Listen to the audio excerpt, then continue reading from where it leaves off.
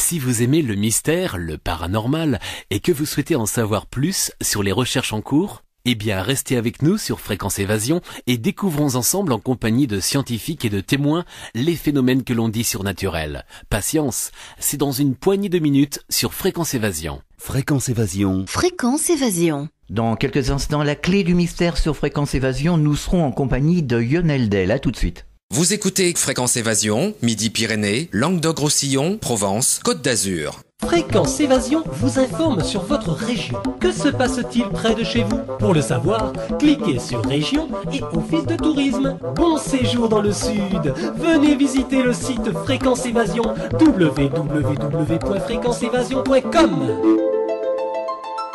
Radio Fréquence Évasion, Principauté de Monaco, Grand Sud. Lionel Del, bonjour, merci d'être avec nous. Bonjour. Alors, nous allons rappeler comment se manifeste votre médiumnité et nous répondrons aux questions des auditeurs envoyées par les auditeurs à fréquenceévasion@hotmail.fr.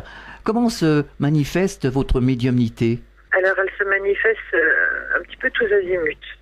Un peu comme un écran, j'ai envie de dire, parfois court-métrage, parfois long-métrage, souvent avec une sensation de ralenti. J'ai l'impression que c'est fait exprès pour que je comprenne bien. Au niveau des images, par exemple, des situations. C'est aussi au niveau du ressenti, donc ça glisse à l'intérieur de moi émotionnellement. Je sens, alors ça c'est moins drôle, mais bon, ça fait partie de la chose. Je ressens les mots, je ressens les douleurs, je ressens si quelqu'un a un problème de dos. D'une part, on me montre exactement où et comment, mais je le ressens physiquement aussi. D'accord. Tant que je dis pas les choses, ça s'installe. Dès que je le prononce, ça s'évanouit. Mmh. Pour les dents, pour tous les mots en fait, pratiquement, les mots de tête, même j'ai envie de dire d'ailleurs les cycles féminins aussi, D'accord. particulier, Oui. et auditif aussi, auditif oreille droite. Et donc, Voilà. vous êtes connecté directement avec ce qu'on appelle les êtres de lumière. Oui. Alors ça intrigue beaucoup d'auditeurs, justement. Eh ben écoutez, on va répondre. Alors voilà. Alors une première question, Cédric de Montpellier. Pourquoi le monde physique existe-t-il et à quoi correspond la chute des âmes dans la matière dont on parle dans la religion catholique, par exemple? Bon, alors attends, parce que là il y a deux questions, il y a voire trois questions. D'accord. La première, on reprend le début de la phrase, Alors, s'il vous plaît. Alors la première, c'est pourquoi le monde physique existe-t-il? Parce qu'il n'y a que dans la matière que l'âme, en fait, elle peut façonner et faire son évolution. Mhm. C'est un peu comme des classes. Oui, c'est exactement comme si nous faisions des études. Donc, on passe de classe en classe, ce qui veut dire qu'on évolue de cycle en cycle de façon à se parfaire. Et l'âme a besoin d'être dans la matière pour imprimer parce que émotionnellement, on doit se bagarrer contre nos doutes, nos peurs. Et c'est comme ça, en fait, qu'on évolue le plus. Est-ce que c'est vraiment nécessaire? Parce qu'on dit qu'il y a des âmes qui ne se sont jamais incarnées. Est-ce qu'il faut vraiment s'incarner pour travailler, pour se façonner l'âme en quelque sorte? Est-ce que c'est... Oui. Voilà, c'est pas une punition. Oui, tout à fait. Quand nous avons terminé notre cheminement d'une vie, on retourne là-haut. Il y a une purification qui se fait, la compréhension, la connaissance. Graduellement, on monte les étapes au niveau vibratoire, puisque c'est dans l'amour. Donc, on va parler d'ascenseur, si on peut, oui, pour nous rapprocher un peu de, voilà, absolument. Et en fait, à partir de ce moment-là, elle profite, elle évolue. Elle recroise des êtres qu'elle a connus, mais qui sont pas forcément que des êtres d'ici en bas. Ça peut être aussi des êtres qu'elle a connus avant, en haut, avant de descendre, en fait. Oui. Et à partir de ce moment-là, une fois que son cheminement est évolué, elle décide, un peu comme si on prenait, un nouveau journal de bord en se disant, il faudrait que j'aille travailler ça, allez, je retourne à l'école. Mhm. Et hop, on choisit et on reglisse, on redescend, on recommence. On recommence une autre expérience, ou parfois d'ailleurs pour certains la même s'ils n'ont pas réussi à déverrouiller, à ouvrir, à capter, à travers des éléments donc physiques évidemment, une matière, de façon à bien imprimer. Ça se passe comme ça. Quant aux âmes, je rebondis un peu sur ce qu'on a entendu là de Cédric, les âmes qui se sont jamais incarnées. Oui. On va pas appeler ça des âmes, parce que les âmes, l'âme, elle appartient à l'humain. Mhm. Ça va être des êtres de lumière, des anges, vous voyez, des archanges, Oui. qui sont dans leur monde j'ai envie de dire, célestes et qui n'ont rien à faire ici-bas, qui en revanche balayent et nettoient et aident à contribuer à notre vie ici. Mais ils sont jamais passés par l'incarnation? Les êtres de lumière, non. Jamais. Non. Alors pourquoi nous, êtres humains, on est obligés justement de passer par cette incarnation?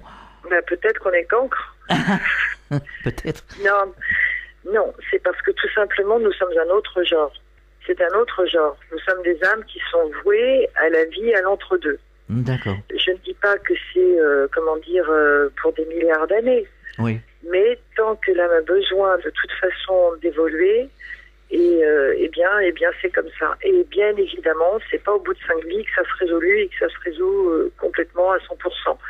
Après, il y a un autre cheminement effectivement, mais qui n'a rien à voir avec l'être de lumière. Un humain, même s'il a terminé son cheminement terrestre, je parle en finalité vraiment complète, il va rejoindre en fait une autre énergie, une autre vibration, mais c'est de toute façon pas un être de lumière. Ça reste toujours un humain. Ça restera l'âme d'humain. Il est humain tant qu'il était en bas ici sur Terre, il est âme et vibration de l'autre côté.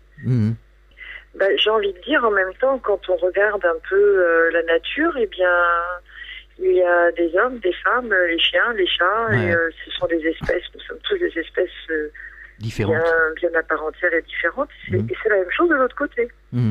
Alors, à quoi correspond la chute des âmes dans la matière dont parlent les religions? La religion catholique, par exemple. Oui. On parle de la chute des âmes dans la matière. La chute des âmes dans la matière, ça peut vouloir dire deux choses, ça, en fait. Soit on est en train de parler d'âmes qui ont du mal à passer les étapes et à grandir de l'autre côté dans l'amour, ça peut être ça. Ouais. Ou est-ce qu'on parle d'humains en tant qu'âmes qui sont, on va dire, d'une énergie extrêmement lourde? Est-ce qu'il y a une précision sur la question ou... Non. Non. Elle a été livrée telle quelle. Ça a été livré comme ça? Oui. Alors, on va répondre aux deux. La première, en fait, si vous voulez, quand il y a une âme qui quitte le corps et il y a énormément de peur, qu'il n'y a pas eu de cheminement du tout spirituel, eh bien, c'est vrai que ça va mettre un peu plus de temps parce qu'il faut dépoussiérer, il faut qu'elle accepte, il faut qu'elle accepte, en fait, de ne pas avoir peur de façon à être, on va dire, accueillie par les êtres de l'autre côté qui vont l'aider à cheminer. Donc on peut parler effectivement de cette sorte, voilà, d'être, déchu, c'est un terme quand même très très lourd, je trouve. Bah oui. C'est quand même très très lourd, vraiment. Oui, c'est lourd. Oui. On pourrait comparer ça, au purgatoire. Pour les personnes qui décèdent, qui deviennent âmes et qui ont été mauvais ici-bas. Il faut qu'ils se purifient, donc ça prend beaucoup plus de temps. Mais ils n'ont pas d'autre solution que de se purifier puisqu'ils ont l'amour en face et que leur cheminement, il est d'avancer. Et même s'ils restent, j'ai envie de dire, en cale sèche quelques années, à un moment donné, de toute façon, ils se purifient parce qu'ils sont obligés d'aller dans le pardon. Où étions-nous avant, justement, la première incarnation? Ne quittez pas, je vais répondre à la question. Je suis en train de voir avec mes amis. Eh bien, écoutez, c'est très simple. Nous étions en fait évidemment bulles, comme des bulles, des petites bulles, des bulles d'âme, conçues par le Créateur en attente. Non, on a été conçus pour descendre. Oui. Nous avons été conçus pour descendre vraiment. Donc où nous étions, mais nous étions dans l'ailleurs, de l'autre côté. Mais on était conscients, on était comment? Qu'est-ce qu'on ressentait à ce moment-là? Un cheminement d'amour et d'avancement. Ça, c'est une question. En fait, la réponse, elle est exactement, ça correspond à ce qu'on disait tout à l'heure par rapport au cheminement de l'âme, par rapport à son évolution. On a été conçus, en fait, si vous voulez, pour grandir, pour évoluer et pour exister, tout simplement. D'accord. Je crois que la personne qui a posé cette question se pose beaucoup trop de questions, justement. Oui, sûrement. Il me semble, je ne veux pas, la vexer, pas du tout, Mais les choses sont beaucoup plus simples que cela. Nous sommes faits, en fait, si vous voulez, pour faire un maillon, pour faire une énergie globale et pour avancer les uns et les autres. On a été conçus, en fait, pour exister. Voilà, c'est peut-être une réponse très simple, mais c'est la seule réponse qui soit. C'est-à-dire que les personnes, les auditeurs qui écoutent justement les émissions que l'on réalise poussent la réflexion un peu plus loin, justement. C'est le but d'ailleurs de l'émission. Bien sûr, bien Voilà. sûr. Parce qu'il y a des personnes en fait qui se demandent à quoi ils servent et, Oui, tout à fait. et qu'est-ce qu'ils font là. Voilà, mais tout à fait, absolument. Et ça, c'est une question qui est extrêmement profonde et béante depuis quelques années, et particulièrement là de ce que l'on vit en fait au niveau énergie dans le passage 2012-2013.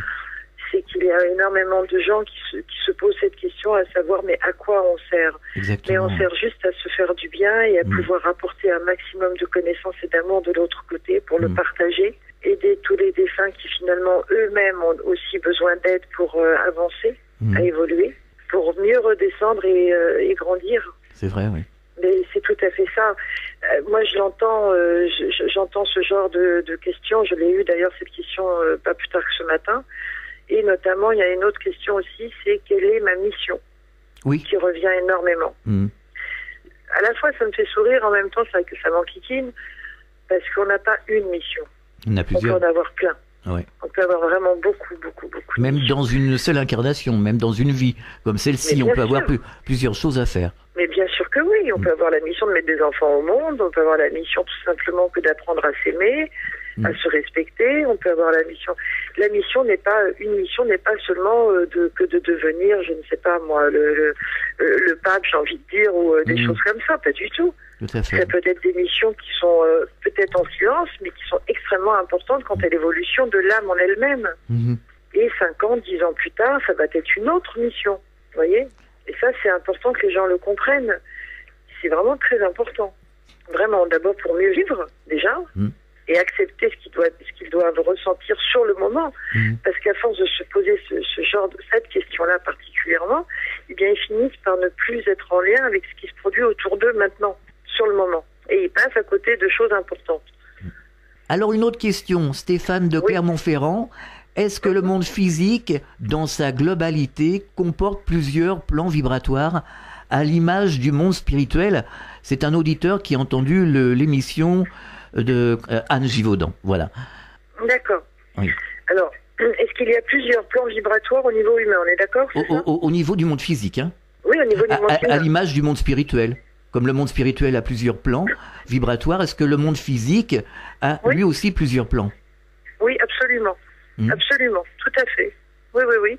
Ben, en même temps, ça, on le voit au quotidien, hein, j'ai envie de dire, hein, parce que tout dépend de la vibration, en fait, si vous voulez, qui nous traverse, entre guillemets, ou qui nous habite plus exactement. Il y a des personnes qui vont avoir une vibration un peu plus lourde, un peu plus basse. Et on le voit d'ailleurs, parfaitement. On va sentir un malaise, on va sentir de la tristesse, on va sentir, en général, de toute façon, c'est lié aux émotions. Mais bien sûr que oui, il y a des personnes qui ont des vibrations différentes, absolument. Et c'est fait pour. Alors Anne Givaudan disait que elle faisait des sorties astrales et elle allait sur d'autres planètes, elle allait sur Mars, elle allait sur d'autres planètes et elle disait que toutes les planètes étaient habitées. Or les cosmonautes, tous ceux qui observent l'univers, les planètes, bon, on sait très bien que Mars, la Lune, Mars, toutes ces planètes, on voit pas d'habitants, elles sont pas habitées à l'œil nu comme ça. Elle disait voilà. Oui, je comprends. Voilà. Alors, je ne peux absolument pas contredire ce que cette personne a pu dire, bien évidemment, parce que je ne suis pas elle et ça ne m'appartient pas. En revanche,